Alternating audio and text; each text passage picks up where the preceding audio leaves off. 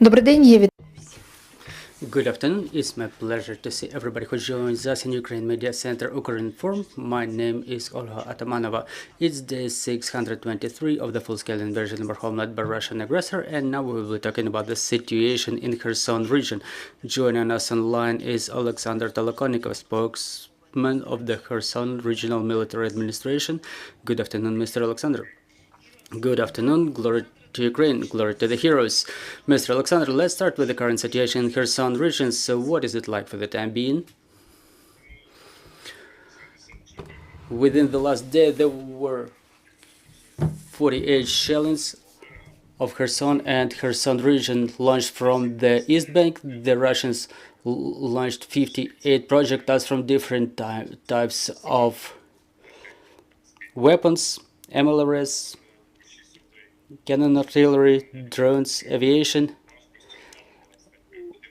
One person got blown up on a landmine in Arkhangelsk. One person got shrapnel damage in Kozatsk. 4 more were injured in Kherson and around Kherson, 3 in Zelenivka. One person got one of his lower limbs amputated, and one more man was injured by shrapnel in the city of Kherson itself. So this is the situation with the shellings. Mr. Oleksandr, talking about the critical infrastructure, is everything in operation in Kherson region? What is the situation with the critical infrastructure? Well, today the Teploenergo, the heat transportation facilities are 98% ready. The other heating supply facilities, the central heating supply facilities, are ready 100%. 2 more boiler rooms are about to be back in operation shortly, within the next couple of days. If the security situation allows us, we will get 100% of the consumers connected to the heat supply. Mr. Oleksandr, you have mentioned that we understand almost on a daily basis there are casualties among the civil population in Kherson. So how do the hospitals cope with that problem? Do the neighboring regions help you with this? Yes, currently there are 800 doctors working in the west bank of Kherson region, including the medics from other regions. They work on a rotation basis. Those who fulfill the shift, they go back home. And it's about 800 to 900 medics currently working in the region. So we have a sufficient number of medics working, including the emergency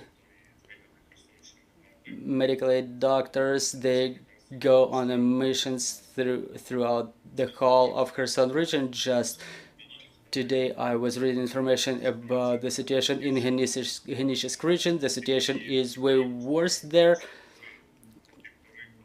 Sometimes it happens so that people have to wait for emergency medical aid for up to 3 hours, which is unacceptable, specifically during a time like this. So talking about the situation with the evacuation from the region, do people continue evacuation? What is the situation like now? There are more than 53 families with kids evacuated from 27 settlements starting from 27th of October, starting with the beginning of the mandatory evacuation. 432 more still remain in those settlements, but we continue working with the parents, with the families of those kids, with their communities to intensify the work.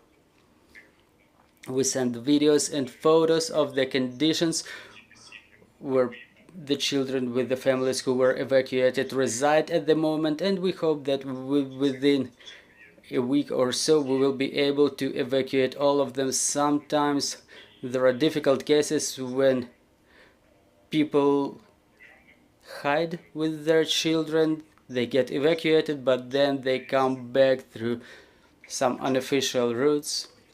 but I hope we will cope with the situation shortly. Talking about the situation in the East Bank, what is the situation there?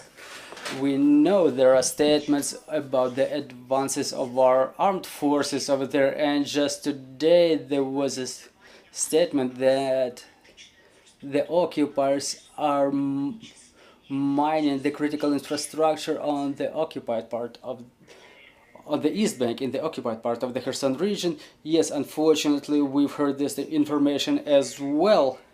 On one hand, it's bad because we remember, as we've come back on the 12th of November after the liberation of Kherson, there was no light, no heat, no gas supply, no water supply, and we had to reestablish all those critical infrastructure facilities and their operation quite quickly. But it's a good sign because, on the other hand, because the occupiers are planning to withdraw, and we were not counting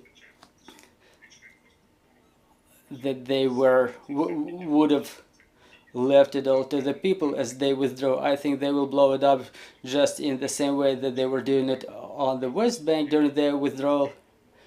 So second year in a row we will continue doing the same thing we were doing here on the West Bank. Mr. Oleksandr, does the military regional administration has any plan? If we all believe that the East Bank of Kherson region will be liberated by our armed forces, do you understand what is the procedure, what are the plans, what is the sequence of actions, what are the basic steps, the first steps that have to be taken by the regional military administration? Well, of course, we were walking that path just 1 year ago, so we're already prepared. We know what's needed. First of all, it's water, hygienic products. All of our international partners already have reserves, and they're waiting for the green light. Talking about other things, we have a strategic reserve of generators that are supposed to go to the East Bank when there are problems with the electricity supply. We also procure the reserves of timber so people can get heat in the winter. So just a little bit and we'll proceed to those operations just as we were exercising it all in the West Bank. Well, we know that our people is the greatest value, so how well is the staff reserve prepared as soon as our armed forces liberate our East Bank? Well, this talent pool was being created since the beginning of the occupation of the West Bank.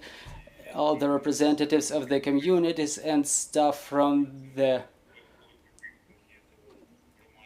East Bank were assigned to the communities in the West Bank. They were helping us in the restoration works, and now they understand what is needed for the people first thing and for the communities in the East Bank. Well, it is the case that there is a staff deficit, a talent deficit, which is the same story for the West Bank, because the people have to continue working under constant shelling, but there are still people available, and we understand that as soon as we liberate the East Bank, more people will be coming back, and it will be easier to exercise all related works after the liberation of the East Bank. Good afternoon, Valentina Rikal, Ukrinform. Another question regarding the occupied East Bank of Kherson region. Do we know what's going on with the mobilization by Russian occupiers over there? Well, they're put together the medical examination committees, and we hope that given the slow way they prepare, God help us to make sure they don't mobilize anybody in the forced manner, but they continue their propaganda, they continue promising the people that it's good, everybody makes a lot of money. But if any of the collaborationists decides to fight against their own country for that money, let them do it. Those you know, the previous cases, the previous benchmarks, when they were putting together a brigade in Kenish's community that was sent to the Zaporizhia region, and the brigade just dissolved within a couple of days. Everybody knows that story in the East Bank, and people don't have, even the local collaborationists don't have a desire just to perish like a piece of meat in the fields. Well, do we understand it correctly that that was a brigade made of local population? Yes, that was a voluntary battalion. It was, they were not mobilized in a forced manner, and they bravely died for the Russian world. Well, thank you very much for this broadcast, and maybe the last question about the East Bank. Do we have any more questions on the floor? Well, now that we don't have any more questions, we would like to thank you for this broadcast. Thank you for finding time to join us online, and we continue working together for our victory. Joining us was Oleksandr Tolokonnikov, spokesman for the Kherson Regional Military Administration. Stay tuned, follow our announcements, and glory to Ukraine.